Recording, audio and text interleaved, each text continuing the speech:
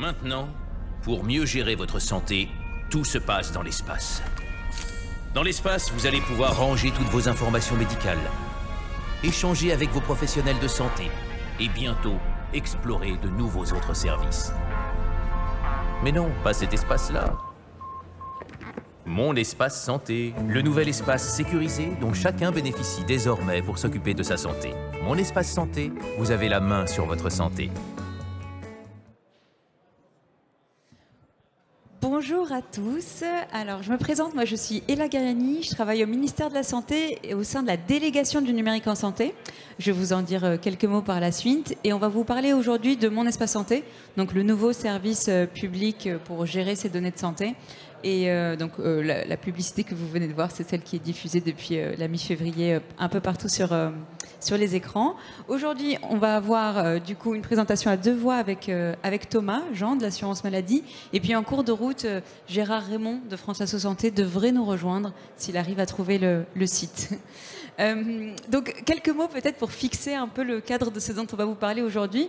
Moi je le disais, je travaille au ministère de la Santé au sein de la délégation du numérique en santé. Cette délégation, sa mission en fait, c'est de piloter la politique du gouvernement sur l'accélération des usages utiles du numérique dans le domaine de la santé. Concrètement, ça s'appuie sur un constat qui a été fait il y a maintenant 2-3 ans autour des difficultés qu'il y avait à développer les usages du numérique dans le secteur de la santé. Les collègues des mutuelles et des complémentaires qui étaient à la table ronde juste avant ont parlé notamment des difficultés d'un point de vue du modèle économique et du coup du retard que ça avait en termes de développement des usages, mais aussi en termes de développement de notre souveraineté, c'est-à-dire comment est-ce qu'on fait en sorte d'avoir des solutions françaises qui peuvent se développer, se déployer et être de plus en plus utilisées. Et nous, on cherche à s'adresser principalement dans un premier temps aux difficultés techniques que rencontrent les acteurs du secteur.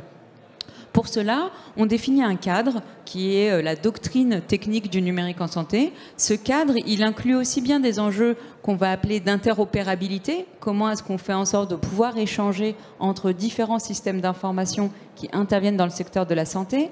Ils prennent aussi en compte ce cadre des enjeux de sécurité. Comment est-ce qu'on peut garantir aux citoyens, aux patients dans notre système de soins que la circulation de leurs données et l'accès à leurs données de santé est bien sécurisé et qu'il se fait dans le cadre du respect du secret médical.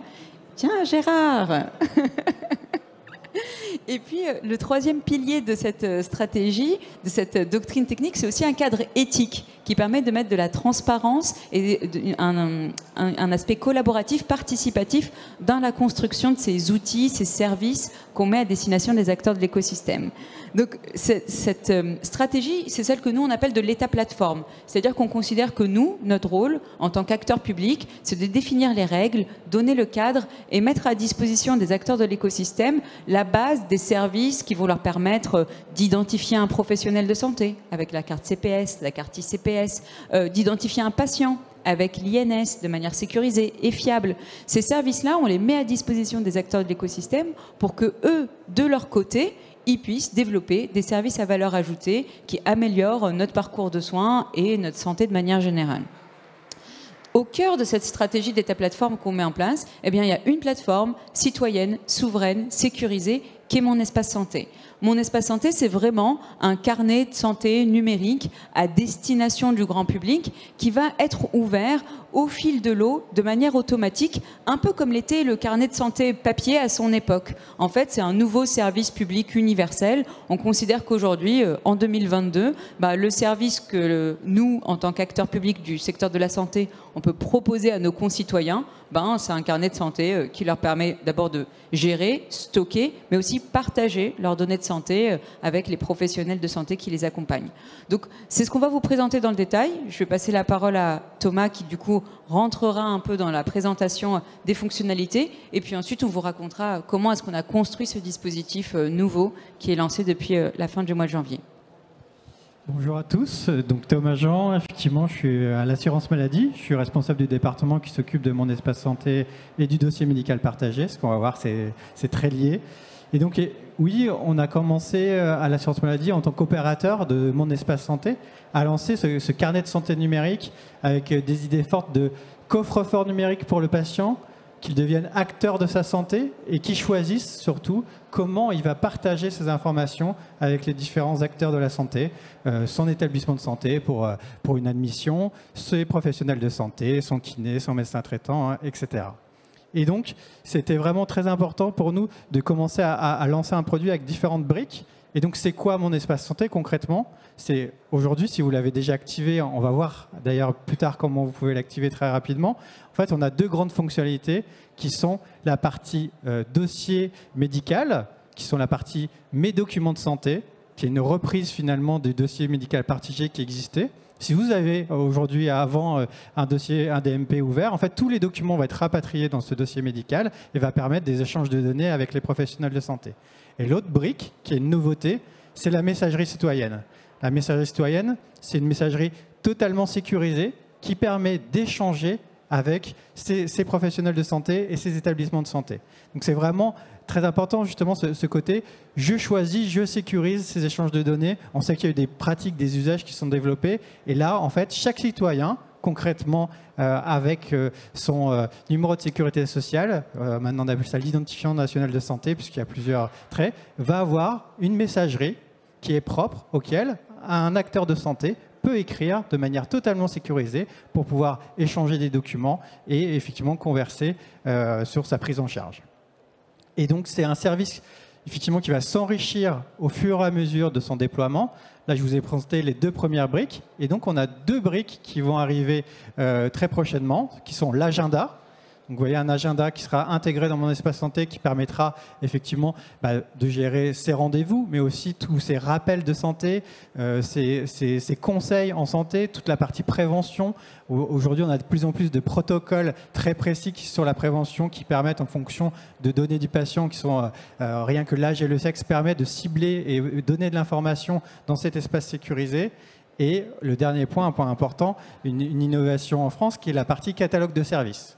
Donc concrètement, on aura ce qu'on peut appeler un store par-là, un store d'applications qui seront référencées. Elles seront référencées par l'État, mais aussi par les citoyens. Il y a une commission de référencement qui va être mise en place, qui sera justement avec des critères assez ambitieux en termes d'éthique, de sécurité, de prise en charge et de bénéfices finalement pour les usagers, pour les patients.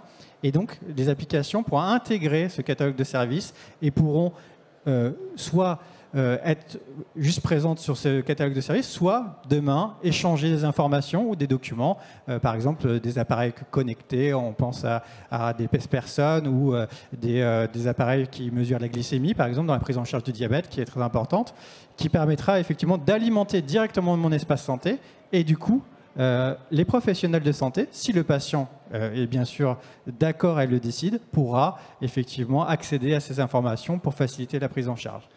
Et donc, pour revenir sur la partie acteurs de santé, on avait besoin d'effectivement, un point important, c'était comment rassurer la population sur cette partie coffre-fort des données. C'était vraiment important, effectivement, avec des choix d'hébergement par des prestataires, avec des normes très à l'état de l'art sur des hébergeurs qu'on appelle données de santé, donc avec des contraintes qui sont très fortes.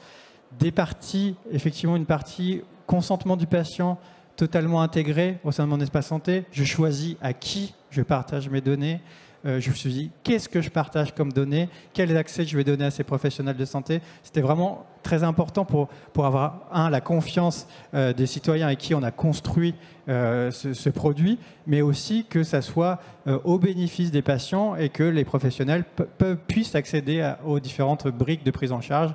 Et c'est vraiment ce qu'on a testé dans un pilote qu'on a lancé en août. On a lancé dans trois départements, dans la Haute-Garonne, la Somme et la Loire-Atlantique, qui nous a permis en fait de tester un peu ce produit sur la population. On a testé plusieurs choses. La première chose, c'était ce qu'a évoqué rapidement et là, c'est la création automatique. Donc aujourd'hui, chaque citoyen va recevoir un mail ou un courrier l'invitant à créer son espace santé. Rassurez-vous, vous pouvez le créer sans attendre ce courrier ou cet email. Et donc, on va avoir plusieurs choix. Soit je fonce en tant que citoyen pour créer cet espace santé et l'activer. Soit je m'oppose, parce que c'est aussi mes données, mon choix en tant que citoyen de choisir si je veux créer cet espace. Soit, finalement, je ne fais rien. Et là, en fait, on va lancer une création automatique pour l'ensemble des usagers. Et donc, ça va vraiment changer la donne, par exemple, par rapport au dossier médical partagé qu'on connaissait. C'est-à-dire, on était monté progressivement au fur et à mesure des années, avec une reprise à l'assurance maladie en 2016, à un cap de 10 millions de dossiers médicaux partagés. Mais là, concrètement, on va inverser la donne. On va passer directement à potentiellement 60 millions pour l'ensemble des usagers, sauf ceux qui sont opposés. On avait regardé dans les pays qui ont fait un peu ce mécanisme, on arrive à des taux qui arrivent à 7-8% d'opposition. Nous, on va mesurer ça au fur et à mesure du déploiement pour voir si on était sur ce niveau-là. Mais a priori, dans les pilotes, on était sur un niveau qui était largement inférieur, donc ce qui était plutôt une bonne nouvelle pour la prise en charge des patients. Et derrière, du coup, les citoyens vont avoir ce coffre-fort numérique qui va être alimenté par les professionnels de santé et aussi dans des nouvelles fonctionnalités. Vous savez, on a eu la crise sanitaire qui nous a, en tant qu'acteurs publics, poussé à développer des systèmes d'information nationaux. Vous connaissez CIDEP, qui était un peu le répertoire des tests PCR, des tests antigéniques, ou vaccins Covid, qui ont été des systèmes qu'on a développés. Et bien, de manière automatique, ils vont aller maintenant alimenter mon espace santé. Votre carnet de vaccination au sein de mon espace santé sera alimenté par ces systèmes, par les résultats des tests positifs puis négatifs très prochainement. Et donc, on va enrichir cette alimentation et on travaille en parallèle avec les professionnels de santé dans un programme aussi porté par la DNS qui est le Ségur du numérique qui vise finalement à inciter les professionnels de santé. Nous, à l'assurance maladie, on a négocié par exemple avec les médecins qui vont être incités de manière inédite quand même en termes d'investissement et de montant à alimenter, à utiliser mon espace santé pour améliorer la prise en charge des patients. Quelques mots sur comment est-ce qu'on a construit ce dispositif-là. Donc Thomas l'a dit, on s'appuie sur quelque chose qui existait déjà, qui s'appelle le DMP, pour dossier médical partagé, qui est quelque chose qui existe en France depuis une petite quinzaine d'années maintenant. Et en fait, on s'est beaucoup enrichi des difficultés qu'on a rencontrées collectivement dans le déploiement de ce DMP. En fait, pourquoi est-ce que ça a été compliqué de déployer le DMP? Donc on a analysé chacune des raisons pour lesquelles ça avait été compliqué et on a essayé de résoudre les difficultés rencontrées à travers mon espace santé.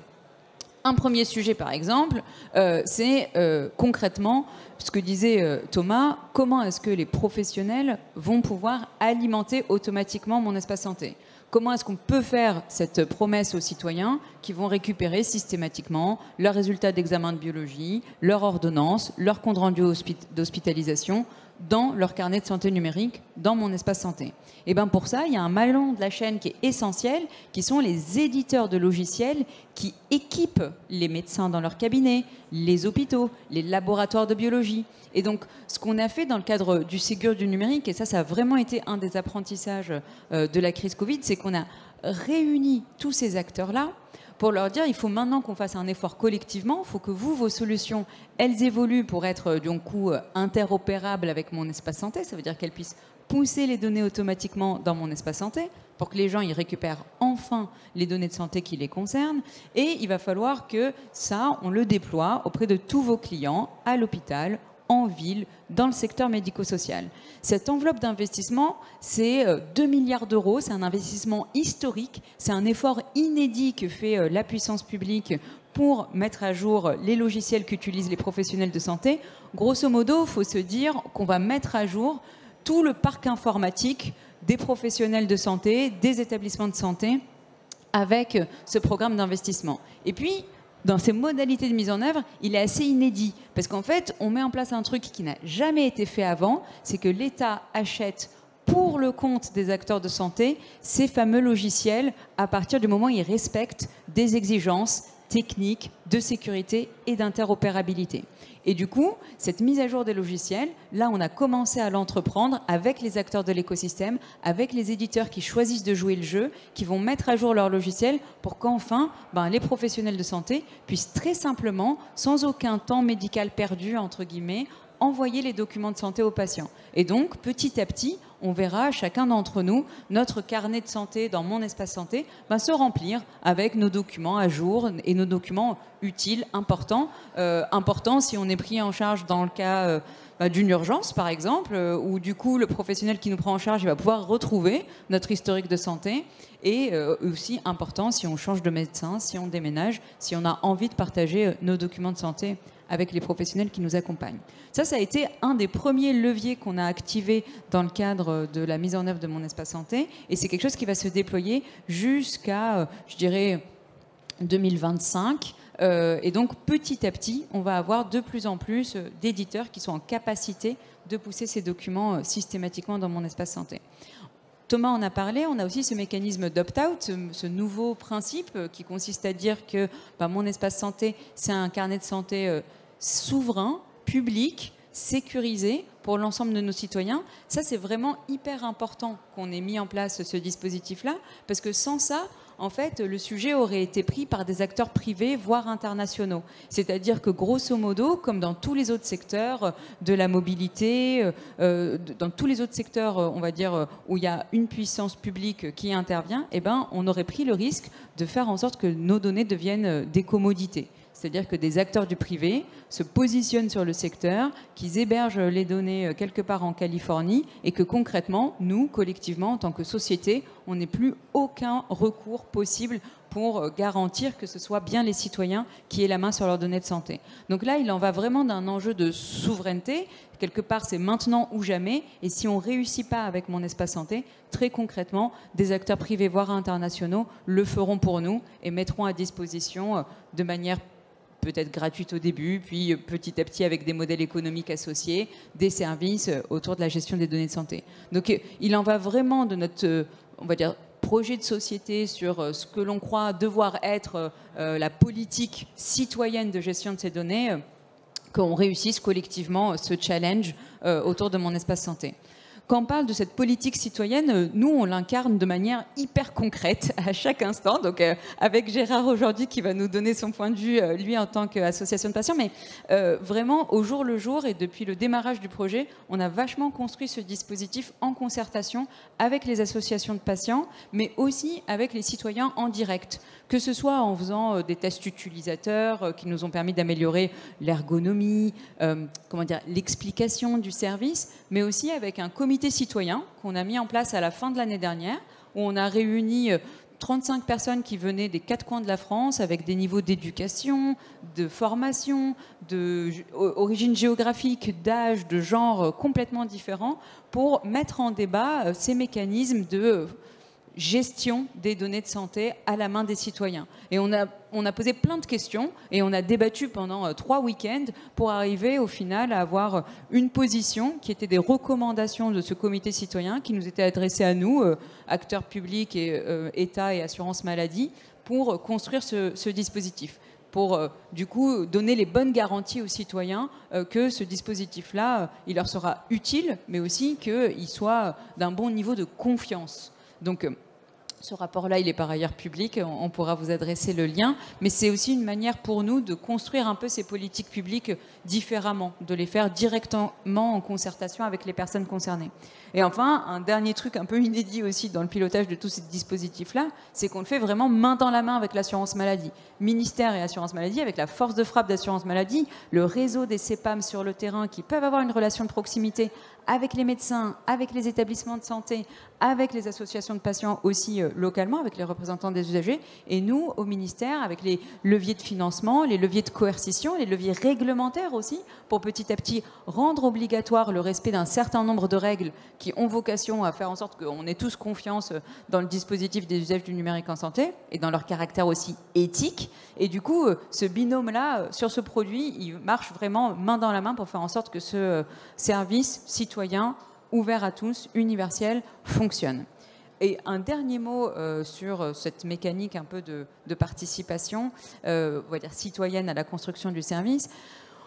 On l'a vu dans le cadre du Covid, on l'a beaucoup vu avec les systèmes de prise de rendez-vous pour la vaccination. On a quand même un enjeu avec le numérique de faire en sorte que ce ne soit pas un frein à l'universalité de l'accès aux soins. C'est-à-dire qu'il y a des personnes qui aujourd'hui sont de l'autre côté de la frontière de la fracture numérique, qui ont plus de mal avec le numérique. Certains d'entre nous, vous l'avez peut-être vu avec vos aînés, vous avez peut-être dû prendre leur rendez-vous pour aller se faire vacciner pour eux. En tout cas, ça nous a posé pas mal de questions, ces sujets-là. Et du coup, on s'est dit, si demain on met à disposition un carnet de santé pour tous et qu'il est numérique, comment est-ce qu'on fait en sorte que tout le monde puisse se l'approprier? Et donc là, on a vraiment mis en place, et ça faisait vraiment partie des attentes, aussi bien exprimées par les associations de patients que par le comité citoyen dont je vous parlais à l'instant, c'est comment est-ce qu'on met en place une forme de solidarité numérique pour que sur les sujets de santé, tout le monde puisse y accéder. Donc, nous, au niveau national, on fait un truc très concret, très basique, c'est qu'on met à disposition toutes les ressources d'explication, formation, accompagnement, sensibilisation autour de mon espace santé à tous les acteurs qui font de la médiation numérique. Déjà, ce réseau dont c'est le métier, d'accompagner les gens dans leurs compétences numériques, ceux-là, on leur donne tous les éléments d'information nécessaires pour qu'ils puissent utiliser mon espace santé. Mais on va au-delà de ça. On fait en sorte que tous les acteurs du secteur associatif, quel que soit leur domaine d'engagement, eux aussi, ils soient en capacité d'accompagner à la compréhension de la gestion de ces données de santé dans mon espace santé. On met en place un dispositif de formation pour que les gens ils puissent facilement comprendre pourquoi les données de santé, ce n'est pas des données comme les autres, pourquoi est-ce que dans ce cadre-là, on a besoin d'une sorte de coffre-fort public qui est mon espace santé, et du coup, qui permettent et qui aident les gens à activer mon espace santé. Et puis, quelque part, il y a un principe aussi qui est très fort, c'est que plus les personnes ont du mal, peut-être avec le numérique, peut-être même avec d'autres formes, on va dire, de discrimination dans leur vie sociale, plus c'est important que leur historique de santé il soit stocké de manière sécurisée et accessible par les professionnels qui les accompagnent. Plus c'est utile que les professionnels qui nous prennent en charge, ils puissent savoir, cette personne, quel a été son historique médical. Et donc on a un vrai enjeu aussi autour de mon espace santé, de faciliter la prise en charge, d'améliorer l'égalité dans la prise en charge pour que les personnes qui jusqu'à présent n'avaient plus leurs papiers, les avaient perdus, n'avaient plus stocké leur historique médical, là, ils aient un espace public, sécurisé, souverain, pour pouvoir les stocker et les partager en toute confiance. Donc, ça, c'est le dernier pilier qui est très important pour nous. C'est vraiment pour ça que j'en parle peut-être un peu longuement, pour faire en sorte vraiment que le caractère universel de ce service-là, il ne s'adresse pas juste à nous, là, dans la salle, qui avons notre smartphone toujours quelque part dans la poche, mais aussi à toutes les personnes à qui ce service demain sera particulièrement utile et qui ont besoin d'avoir quelque part leur historique de santé avec eux et à disposition des professionnels qui les accompagnent. J'ai peut-être été un peu longue, mais Gérard, je te laisse la parole pour dire quelques mots sur le sujet. Cher ami, je bois vos paroles, moi, vous savez. Bonjour à toutes et bonjour à tous. Moi, je vais vous raconter une autre histoire. On vient de fêter, il y a quelques jours, les 20 ans d'une loi extrêmement importante.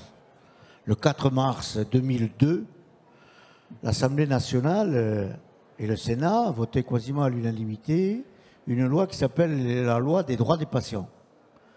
Le débat à cette époque-là avait porté sur l'autorisation des professionnels de santé à donner une information aux patients et à donner une information dans le dossier médical aux patients. Et bon nombre de professionnels de santé considéraient qu'effectivement, il ne fallait pas tout donner, ou peu donner, ou rien donner d'ailleurs, comme information aux patients. Ça avait été le débat central. L'histoire a été que, tout de même, on est arrivé dans cette loi à dire qu'il fallait que le médecin donne toutes les informations, y compris le dossier médical, aux patients lorsqu'il le demandait, avec aussi l'autorisation du médecin traitant, etc.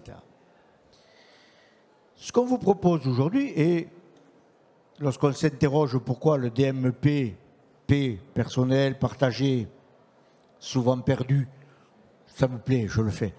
Donc, souvent perdu. Si on s'interroge pourquoi ça n'a pas marché, c'est tout simplement parce que tout le long du processus, on s'est interrogé de l'intérêt des professionnels de santé.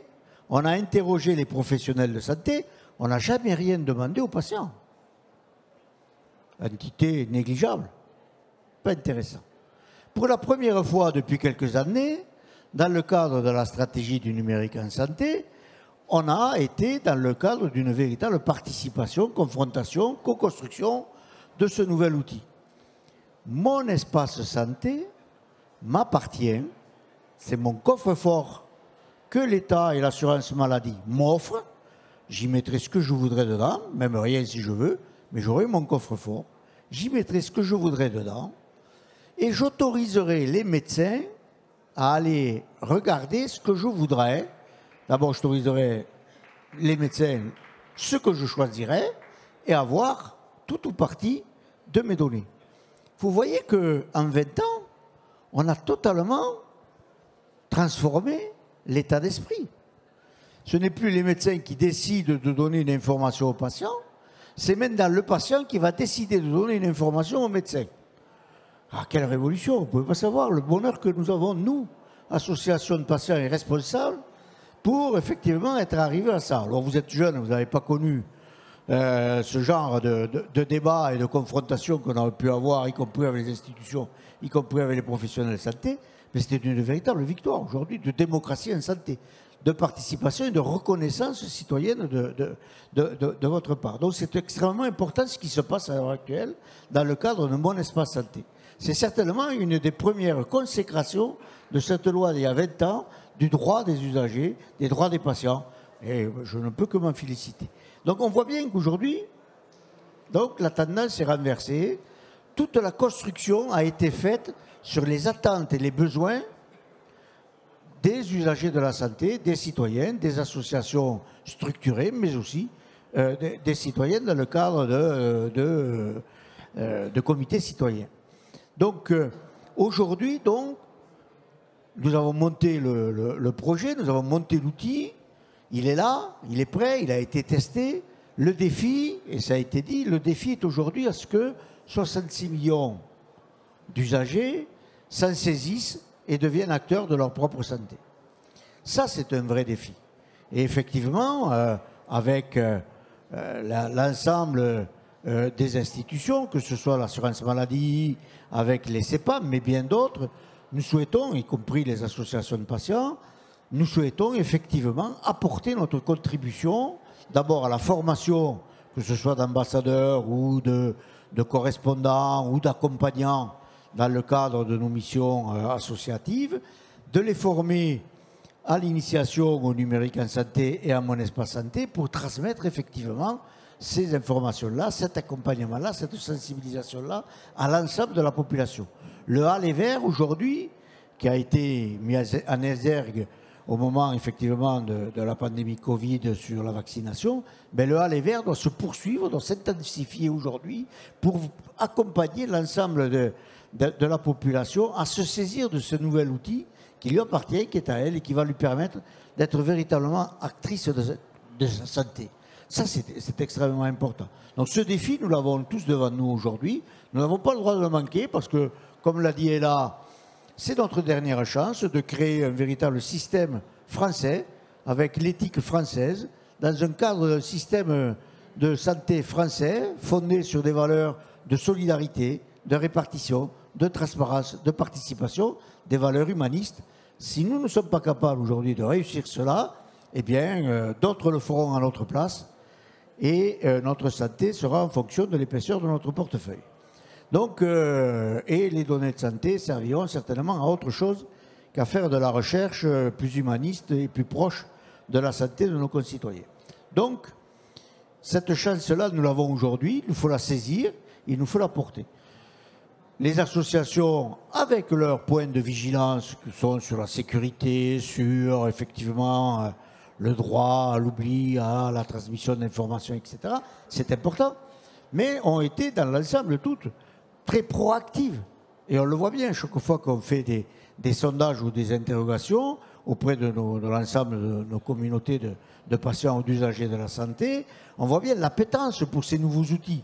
La crise sanitaire a bien montré aussi que si nous n'avions pas eu quelques outils numériques, eh bien, on aurait eu un peu de mal, évidemment, à développer, que ce soit la vaccination et que ce soit bien d'autres outils. Donc, Cette appétence-là, elle l'est aujourd'hui, reste effectivement à la concrétiser dans un effort collectif d'appropriation pour tous ceux qui sont loin du système de santé, qui sont loin effectivement de ces nouveaux outils numériques. Je n'ai pas autre chose à vous dire. C'est un vrai cadeau que vous fait l'État et l'assurance maladie, que nous fait l'État et l'assurance maladie. Il nous offre un coffre-fort pour pouvoir y mettre nos données de santé qui nous appartiennent, qui sont à nous. Nous allons choisir nos professionnels de santé à qui nous donnerons l'autorisation de pouvoir aller voir ces données de santé et aussi, d'une façon un peu plus coercitive, l'obligation d'aller mettre aussi des données de santé, bien entendu. Ça a été dit gentiment par là, mais on va aujourd'hui les obliger quand même. Sinon, ils ne pourront pas bien travailler s'ils n'ont pas ces données de santé. Ouais, et nous, on sera là très vigilants pour qu'effectivement, ils alimentent l'outil. Donc voilà, la chose est faite aujourd'hui et on ne peut que se satisfaire de ce nouvel élan de la démocratie en santé qui nous permet à nous d'être nos propres acteurs de la donnée de santé. Voilà, des données de santé. Voilà ce que j'avais à vous dire. Reste maintenant, bien entendu, à passer à ce développement. Je compte sur l'assurance maladie, je compte sur les investissements de l'État, je compte sur la formation et la dynamique, effectivement, aussi des nouvelles technologies et des entrepreneurs qui sont dans cette salle pour accompagner toutes les personnes, et il y en a beaucoup, à effectivement se saisir de ces outils-là. Peu importe savoir comment ça marche, l'essentiel c'est qu'elles sachent sur quel bouton il faut presser pour pouvoir avoir effectivement leur information. Ça va venir et nous espérons qu'effectivement, grâce à ce nouvel outil, nous allons pouvoir créer un véritable système de santé beaucoup plus solidaire, beaucoup plus humaniste, créer du lien entre chacun d'entre nous, patients, et les professionnels de santé que nous aurons choisis. Et aussi, je l'espère dans quelques temps, nous pourrons dans ce coffre-fort aussi avoir des informations sur le remboursement de nos soins. Nous pourrons aussi avoir des informations sur la prévention, des messages effectivement de prévention, des messages aussi sur la vaccination, sur nos vaccinations obligatoires. Enfin, on voit bien l'étendue aujourd'hui de cet outil qui peut être un véritable outil d'information, d'accompagnement et d'acculturation à la santé. Et ça ne peut que véritablement nous réjouir. Merci beaucoup Gérard. Alors concrètement, où en est-on du déploiement? Donc, en fait, on a eu le lancement officiel avec le ministre de la Santé, c'était la conférence de presse, c'était le 3 février. Et donc ça a été un peu le point de départ de la campagne de notification de l'ensemble des citoyens en France. Donc sur l'ensemble du premier trimestre, jusqu'à fin mars, en fait, on va faire ces campagnes de notification pour que chacun puisse faire son choix de manière éclairée sur est-ce que je veux ouvrir mon espace santé ou est-ce que je souhaite m'opposer à son activation. Et donc, une fois ce choix fait, on va commencer sur le second trimestre, du coup, l'ensemble des créations automatiques. Et pour avoir, du coup, au plus tard fin juin, en fait, vraiment, en France, mon espace santé qui sera déployé pour l'ensemble des citoyens. Et en parallèle, on va faire un accompagnement spécifique de l'ensemble des acteurs dans le cadre du Ségur numérique et de toutes les forces des différents réseaux pour que les éditeurs mettent les bonnes versions des logiciels à chaque professionnel de santé, que les établissements puissent effectivement alimenter de manière facile et simple mon espace santé. Et donc, on va utiliser vraiment l'ensemble de nos réseaux au-delà d'une campagne publique dont vous avez vu le cosmonaute qui passe à la télé pour l'ensemble des citoyens, il y a d'autres effectivement spots qui tournent actuellement. On va vraiment aller sur le terrain, aller voir chaque acteur pour soit accompagner les citoyens dans cette activation, soit accompagner les professionnels dans la prise en main, et encore une fois, dans l'idée que ça soit simple et facile et que ça soit dans l'intérêt de la prise en charge pour les professionnels de santé et bien sûr surtout par les citoyens. Pour les citoyens, on a créé à l'assurance maladie un support qui est dédié téléphonique, qui les accompagne aujourd'hui, c'est-à-dire concrètement, il faut sa carte vitale. D'ailleurs, préparez-vous si vous voulez vous activer, sortez votre carte vitale. Parfois, on va vous demander un numéro de série pour sécuriser l'activation. parfois, malheureusement, avec le temps, les vieilles cartes vitales, on voit de moins en moins le numéro de série. Dans ces cas-là, le support peut aider, peut accompagner pour créer mon espace santé. Et on va aller effectivement dans l'ensemble des territoires. Et c'est de manière en fait assez séquencée par département. Aujourd'hui, on a fait à peu près 75% des départements qui ont eu la notification. L'Île-de-France et Paris, du coup, ça va être d'ici la fin du mois.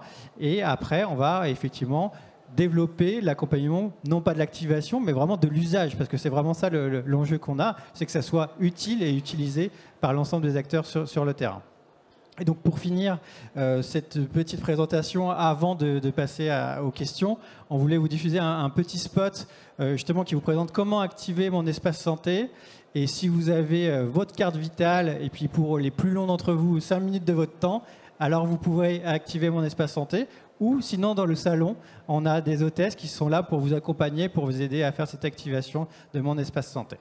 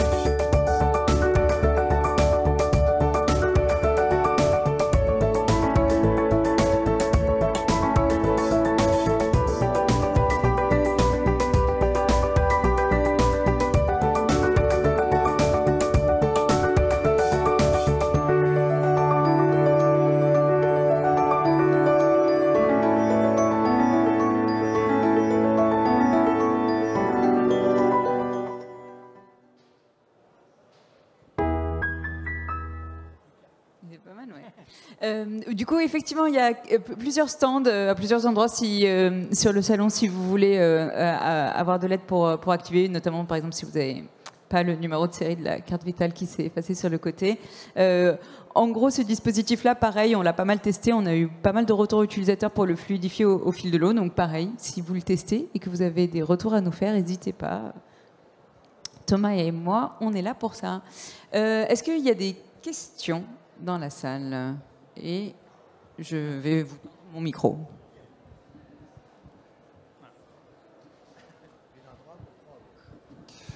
Bonjour, merci pour la présentation. En effet, je pense que c'est intéressant que l'État s'y attelle, parce qu'on comme on le voit aux US, il y a un vrai marché de la donnée de santé avec des acteurs comme IQVIA, etc. Et je ne sais pas si on a envie de ça pour nos citoyens concrètement. Moi, en tant qu'éditeur, pour le coup, ce qui m'intéresse, je voulais savoir, parce que j'ai créé mon espace santé et aujourd'hui, c'est vrai que c'est un peu pauvre et la richesse viendra de l'écosystème d'éditeurs qui permettront d'avoir des données. Je voulais savoir quels étaient les processus d'accréditation liés à ce que j'ai vu que vous aviez un écosystème qui était en cours de déploiement pour concrètement, en tant qu'éditeur, participer, abonder à cet écosystème. Alors, en gros, aujourd'hui, il y a 2 dispositifs qui existent. Si votre solution s'adresse à des professionnels ou des établissements de santé, si vous êtes un éditeur de DPI ou un éditeur de logiciels de gestion de cabinet, ça c'est vraiment le dispositif dont je parlais moi, qu'on appelle le Ségur de la santé. Et concrètement, il y a un ensemble de spécifications qui sont assez précises, qui sont autant, on va dire, d'évolutions qui doivent être apportées au logiciel pour que ces logiciels soient labellisés et qu'ils puissent être financés. Et donc, c'est vraiment la mise à jour de votre logiciel qui sera, et son déploiement auprès de vos clients qui sera déployé, qui sera financé. Derrière, concrètement, ces évolutions techniques précises, elles vont permettre ce qu'on a appelé l'alimentation automatique de mon espace santé. Grosso modo, il faut imaginer, pour un éditeur de logiciels de gestion de cabinet, ça veut dire déployer mon nouveau logiciel au cabinet du professionnel client et derrière, dans sa nouvelle version, le logiciel, il permet d'envoyer des documents sans clic additionnel du côté du médecin. C'est vraiment ça l'enjeu côté professionnel. Ensuite, ce dont parlait Thomas également, c'est ce que nous, on appelle le catalogue de services. Donc, vous avez activé Mon Espace Santé. En haut, c'est vrai, aujourd'hui, vous avez le profil médical, vos documents de santé, votre messagerie. Et on va avoir bientôt un 4e onglet qui est le catalogue de services, qui a vocation à montrer la richesse de l'offre qui existe aujourd'hui sur le salon et de manière générale dans le secteur du numérique en santé. Et ces services-là, c'est plutôt pour les services qui sont à destination des usagers, des patients, des citoyens. Donc, si vous êtes un éditeur d'une solution de ce type-là, qui a vocation à être utilisée plutôt par le patient, alors là, on est en train de construire le mécanisme de référencement. Donc concrètement, il y a des exigences qui sont d'ores et déjà rendues publiques. Elles sont disponibles sur le site de l'Agence du numérique en santé. Je pourrais vous donner l'URL exact tout à l'heure. C'est un site qu'on appelle Convergence. Et donc, il faut être conforme à ces exigences-là pour pouvoir candidater au référencement. D'ailleurs, j'en profite pour faire la pub d'une session de présentation justement de ce catalogue de services où on va faire la démo façon inédite de ce à quoi ça ressemblera demain. C'est un webinaire qui a lieu vendredi prochain à 9h30. Donc on pourra, pareil, vous pourrez retrouver les infos sur le site de l'Agence du numérique en santé, et on aura des partenaires comme WeSings, par exemple, je vois Vincent au fond de la salle, qui viendront faire la démo de qu'est-ce que ça veut dire de synchroniser ma balance connectée avec mon espace santé. Et donc on vous présentera à cette occasion-là d'abord le catalogue, pour que vous puissiez vous imaginer à quoi ressemblera votre service demain une fois référencé, mais aussi que vous puissiez commencer à vous projeter dans des parcours d'échange de données potentiels. Donc vous avez complètement raison. Nous, aujourd'hui, on fait, on va dire, les services de base, c'est-à-dire permettre aux gens de récupérer leurs données de santé, mais toute la richesse des services qui vont être apportés aux citoyens, c'est vraiment les acteurs de l'écosystème, les entrepreneurs qui sont présents aujourd'hui, qui doivent l'apporter dans le système de soins, dans le parcours de santé de la personne, quoi. Oui, bonjour. Déjà, à titre personnel, je voulais vous féliciter pour le travail qui a été fait et l'énergie qui a été mise de la délégation du numérique en santé, notamment Laura Letourneau et Dominique Pont. Moi, j'avais une question sur les usages, notamment dans la relation avec le médecin, puisque vous avez parlé de la messagerie. Déjà, la première question, c'est si on rentre en échange avec son médecin à travers une messagerie, est-ce que ce temps passé, à un moment, sera pris en charge par l'assurance maladie? C'est-à-dire qu'au-delà de la consultation programmée, est-ce que c'est du temps, à un moment passé, qui pourrait être financé ou pas? Et la relation avec le médecin dans l'instantanéité, c'est-à-dire on voit aujourd'hui il y a des services, notamment proposés par les complémentaires santé, qui permettent de poser une question de manière immédiate pour avoir une réponse quasi immédiate avec un médecin. Qui est un peu opposé, on va dire, ou qui est en complémentarité, mais en tout cas qui n'est pas la même chose qu'un rendez-vous qui est programmé avec un médecin en téléconsultation ou en physique, et qui peut venir en concurrence avec le service d'accès aux soins aujourd'hui qui est mis en place dans les départements. Est-ce que ce service d'accès aux soins sera présent dans mon espace santé pour poser des questions? Et ma dernière question, ça va être par rapport aux complémentaires santé. Est-ce qu'elles pourront ou pas développer des applications qui pourraient être référencées dans mon espace santé, ou est-ce qu'elles devront passer par des tiers pour pouvoir s'intégrer à cet univers? Notamment, je pense au groupe Vive, qui aujourd'hui, à travers Mes Docteurs et à travers le rachat, enfin, on va dire une participation avec CGDIM, on commence à avoir une espèce d'intégration verticale sur la mise en place de ces services. Aujourd'hui, comment vous voyez cette articulation entre mon espace santé et les complémentaires? Oui, je commence peut-être sur les médecins. En fait, ça fait aussi 2 ans qu'on échange avec les médecins sur ces nouvelles fonctionnalités, notamment la messagerie.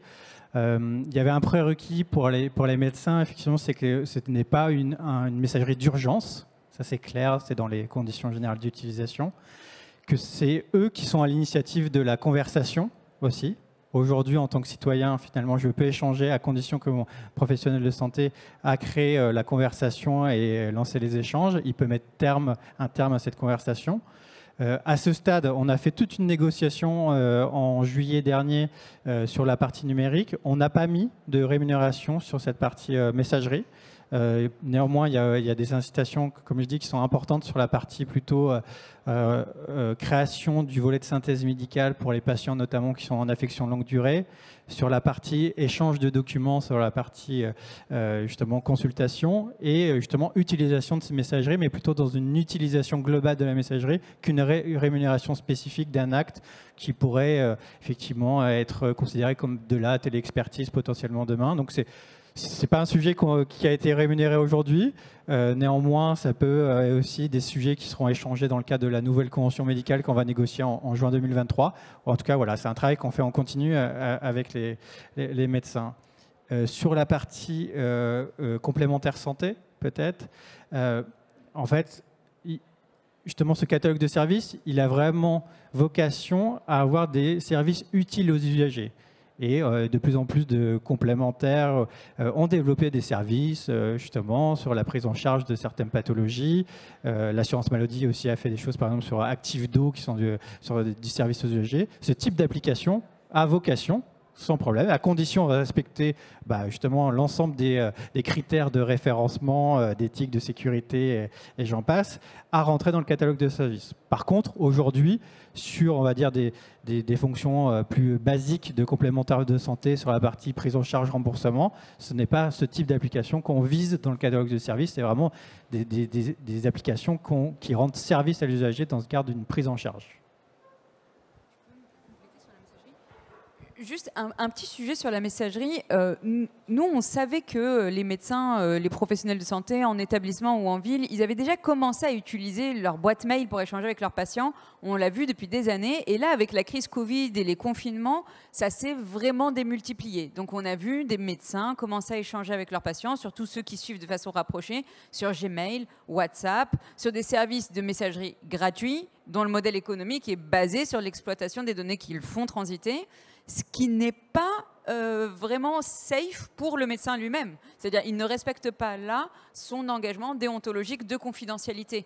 Donc, nous, notre première mission, entre guillemets, dans cette messagerie, c'est de dire aux professionnels de santé, en fait, arrêtez avec ces trucs-là, ne serait-ce que pour votre responsabilité médico-légale. Maintenant, vous avez un autre canal qui vous permet de manière sécurisée d'échanger avec vos patients.